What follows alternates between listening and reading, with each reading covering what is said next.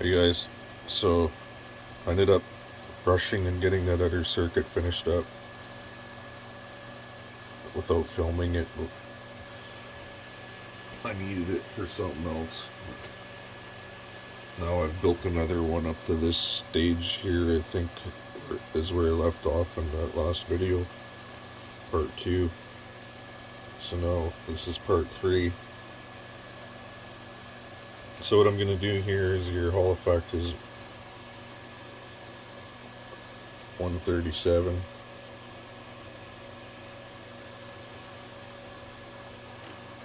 And here, point at. So this is your power in.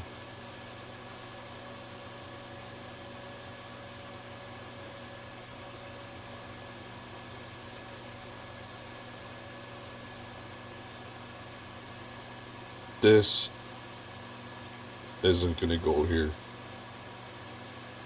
It's going to go here instead. I'm going to cross that out right now.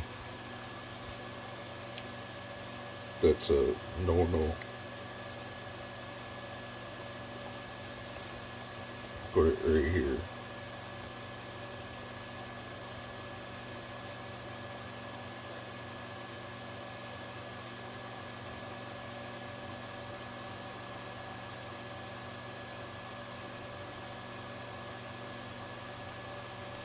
Sorry about that. If you guys built it and if you're having trouble with that, that's why.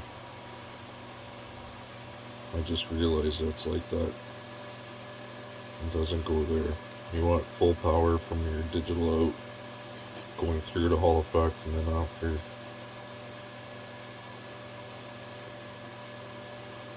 put it like that.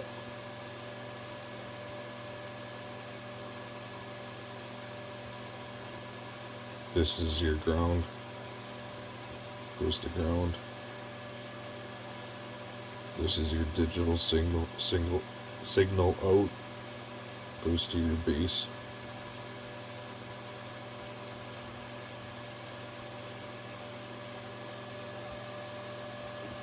So I'll do that and I'll be back.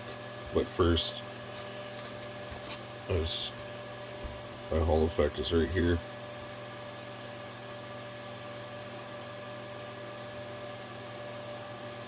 You want the writing facing towards you.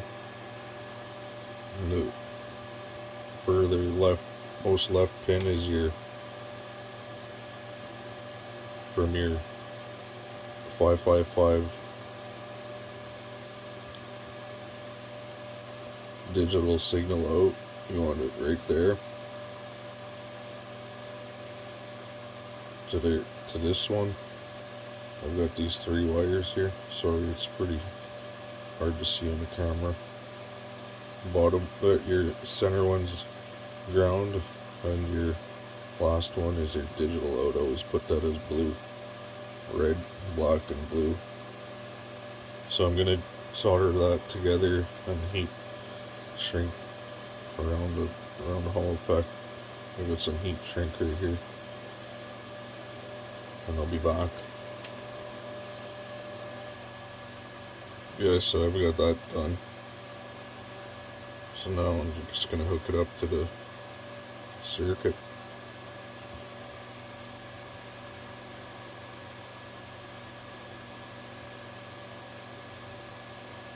Exactly how it shows in the diagram. So I'm going to do that now. I'll be hooking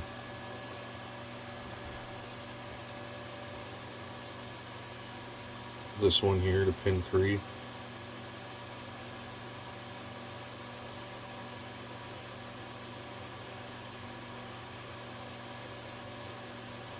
And then this one going to ground. And that one.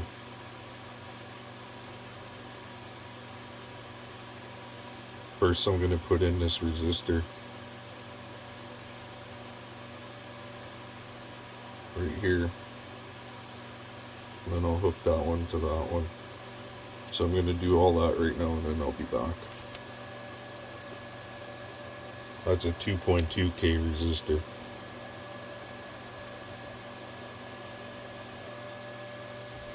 Okay, I've got all that done.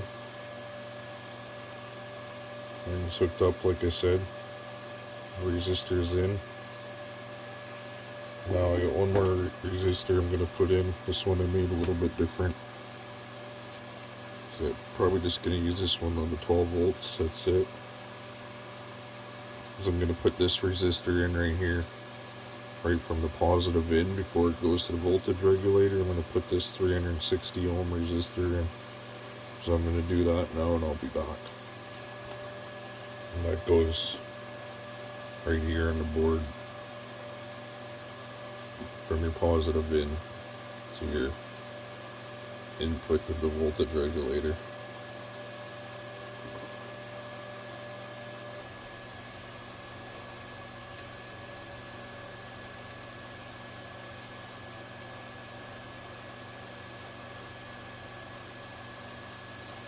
Okay, so I have one more resistor to add. It's another 2.2K. Comes from VCC in from the regulator.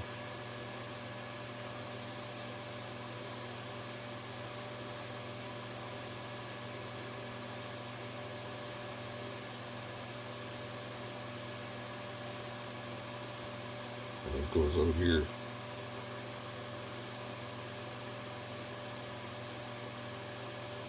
Straight to the emitter here. So I'm just making sure my drawing is right. Yeah, that's from your power, the output of the voltage regulator.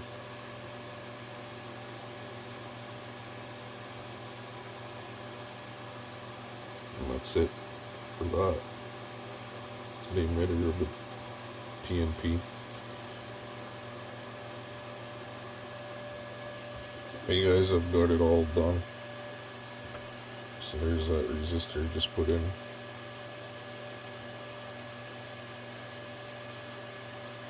that's the other one I just added from the input to the regulator.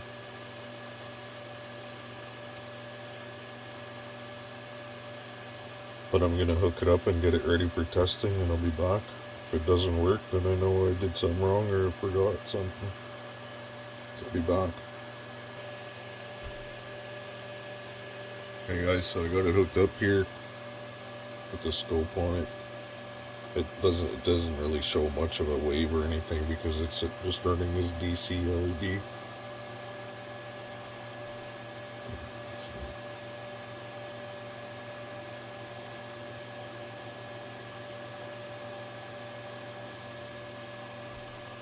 If you can see, I'm moving the magnet in front of the Hall effect here.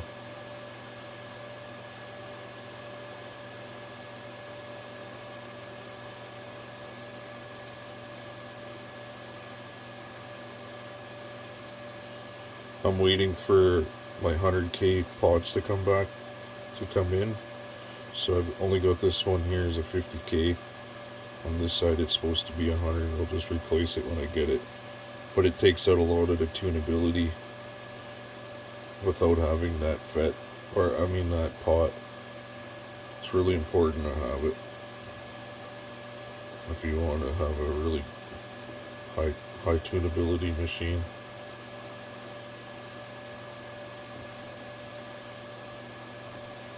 This is the one that the 100K is the one that tunes the duty cycle.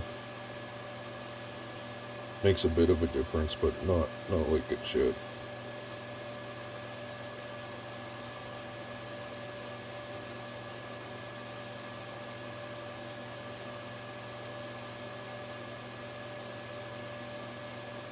Has some, but not much. Not the way it should be. But works, guys. Hopefully you guys had the same results.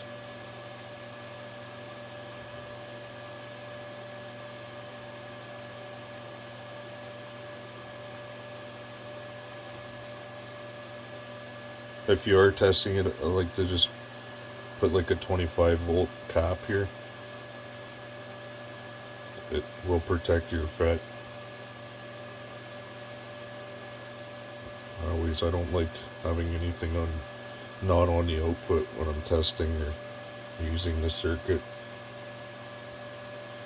I put a 25-volt cap on purpose because it's hard to charge after it hits like 30 volts. It won't go up very much after that. It'll try to blow the cap up.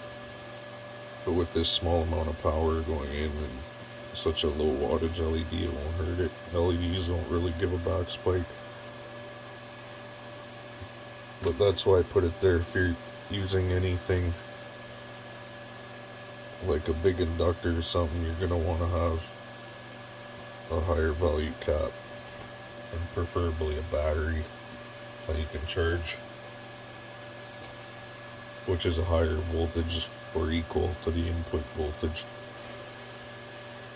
But thanks for watching, guys. It's the end of this series. Appreciate you guys watching.